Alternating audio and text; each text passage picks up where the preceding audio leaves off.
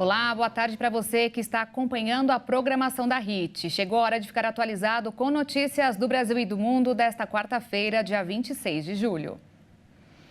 Vamos começar essa edição com a informação de que as plataformas do Google e do Facebook terão que retirar os anúncios falsos sobre o Desenrola Brasil, o programa de renegociação de dívidas do governo.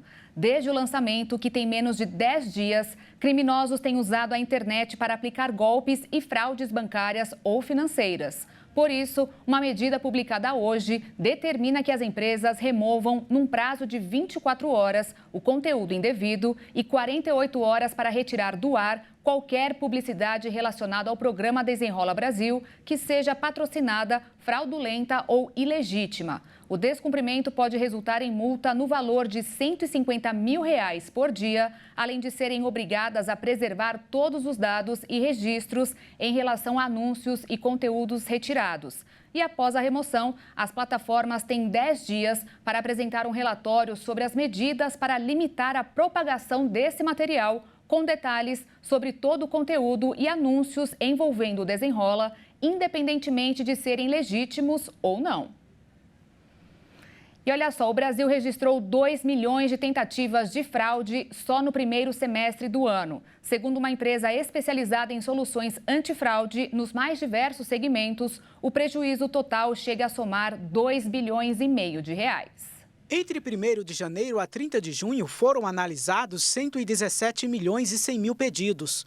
Uma queda de 50,6% no número de tentativas de fraude comparado ao mesmo período do ano passado. De acordo com a ClearSale, o valor do ticket médio das tentativas de fraudes foi de R$ 1.273, que representa uma alta de 4,1% a mais que no primeiro semestre do ano passado. Os dados refletem a desaceleração do comércio eletrônico e as incertezas financeiras decorrentes do atual cenário econômico. A empresa levou em consideração apenas pagamentos via cartão de crédito no setor de e-commerce. São considerados tentativas de fraude todas as transações que, por algum motivo, foram classificadas como suspeitas ou confirmadas como fraude.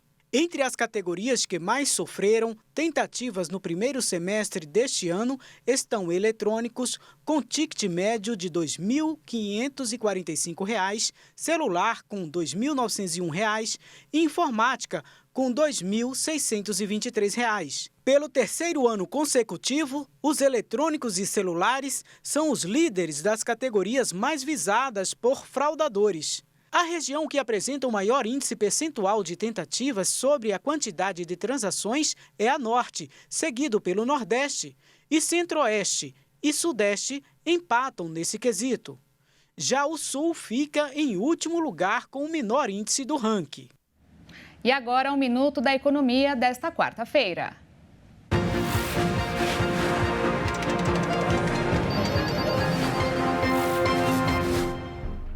A agência de classificação de risco Fitch elevou hoje a nota de risco do Brasil. A medida é muito importante para qualquer país. Existem 3 classificações: calote, especulação ou investimento. Ainda estamos no grau especulativo, o que significa basicamente que os investidores podem apostar suas fichas com cautela, ou seja, colocar menos dinheiro no negócio e até negociar a taxa de juros. Não parece, mas o reflexo é sentido tanto no bolso do cidadão quanto no caixa dos empresários e do governo.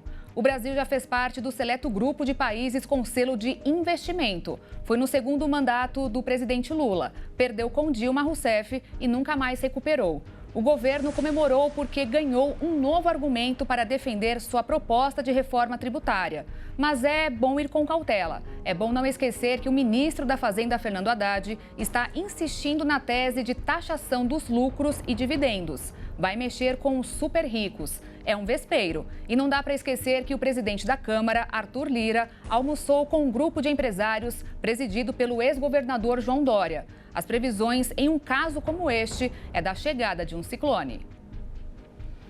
E olha só, o Banco Central dos Estados Unidos aumentou mais uma vez a taxa de juros da economia em 0,25%. Com isso, as taxas passarão ao intervalo entre 5,25% e 5,5%. A decisão foi unânime e era esperada pelo mercado. A medida tomada para combater a inflação, que já está em queda, afeta vários países, como o Brasil, porque os investidores compram mais títulos do Tesouro dos Estados Unidos, país que é apontado como o melhor pagador de todos. E olha só, a temperatura das águas do sul da Flórida, nos Estados Unidos, superou os 37,8 graus por várias horas, estabelecendo potencialmente um novo recorde mundial.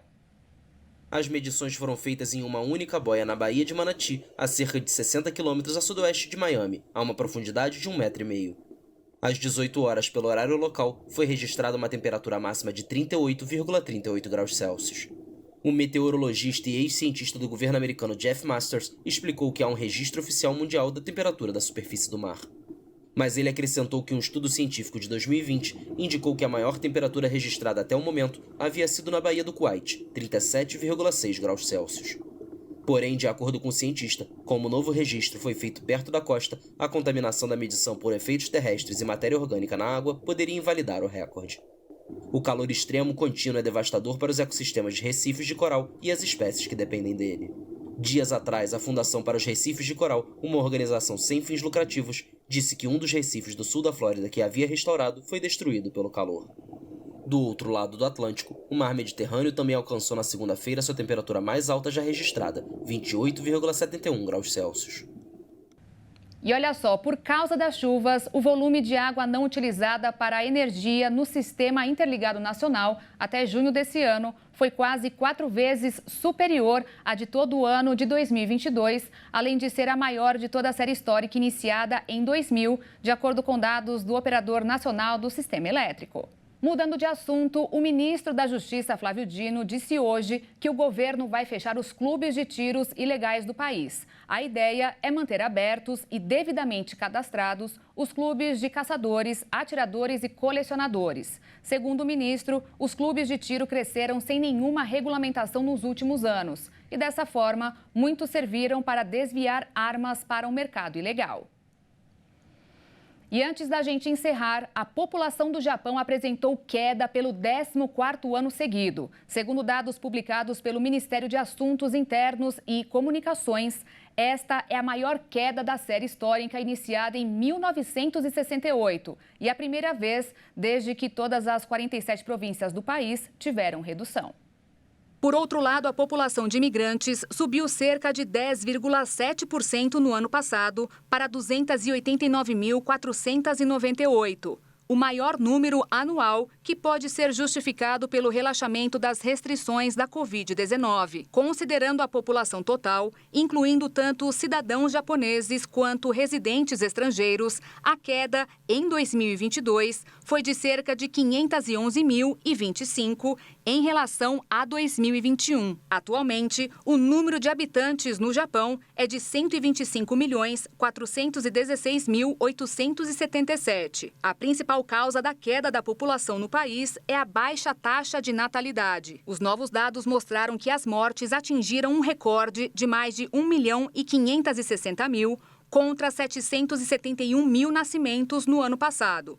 Isso significa que, pela primeira vez, o número de recém-nascidos caiu abaixo de 800.000 desde o início dos registros. O envelhecimento da população japonesa já afeta quase todos os aspectos da sociedade, sendo mais da metade de todos os municípios classificados como distritos despovoados, escolas fechadas e mais de 1.200.000 pequenos negócios com proprietários com cerca de 70 anos, sem sucessor. Para reverter o cenário, o primeiro-ministro Fumio Kishida já havia anunciado destinar 3,5 trilhões de ienes, que são cerca de 118 bilhões e meio de reais, pela cotação atual, por ano, para cuidados infantis e outras medidas de apoio aos pais. Além disso, o governo informou que Tóquio também está trabalhando em diversas frentes para minimizar os impactos da queda, como aumentar a oferta de trabalho para mulheres e idosos, promovendo reformas no mercado de trabalho.